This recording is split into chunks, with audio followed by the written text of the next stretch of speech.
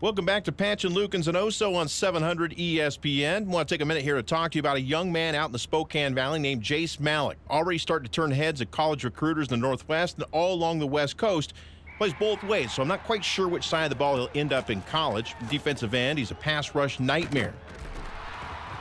But on offense, the Eagles are giving this guy the ball. He's tearing up the Great Northern League, almost looking for contact on his way to the end zone.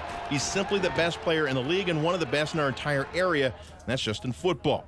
Play football. So when we went to CIY, his first goal initially was for football. It was all about football, all about football, all about football. It was all football. He just wanted to be the star football player, wanted everyone to know who he was, what he could do, and how great he was at football.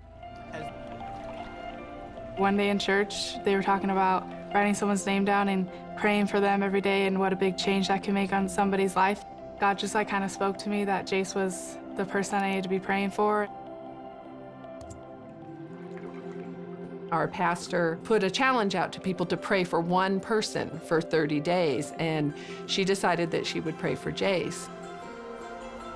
She wrote his name up on the baptismal. I just wrote his name down and just continually prayed for him every day that he would fully commit his heart to God, and sooner or later he'd be in that baptistry, getting baptized and committing himself to God.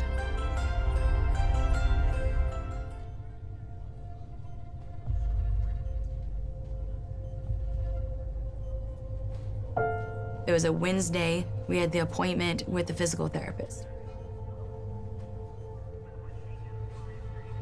We came back and we were sitting in the office with him, and you could just read his body language. You could read the look on his face. He said, Jace, he said, I have some really bad news for you. Well, yesterday was a big day for college football as teams all over the nation locked up another class of players. Petrino recruited the 6'3", 240-pound athlete from Spokane back in January. But this month, the West Valley athlete received some shocking news.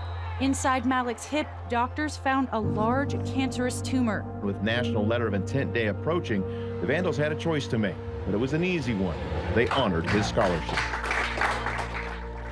Jace signed his letter of intent yesterday, and his scholarship is waiting for him. So now comes treatment, chemo and radiation, something he says he's going to tackle head on. When he was feeling really, really sick, there wasn't a whole lot he could do, but as he felt better, he really started to talk to people about his faith. He was able to tell doctors and nurses what Jesus was doing in his life. In the midst of the cancer, he was telling them what Jesus was doing. That's when I really started realizing that probably my goal and my meaning in life was to be a part of bringing people to Christ. One story.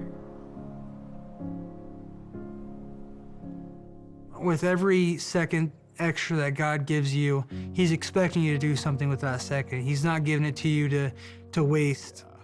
There was nobody more that deserved to be a captain that day than Jace Malek.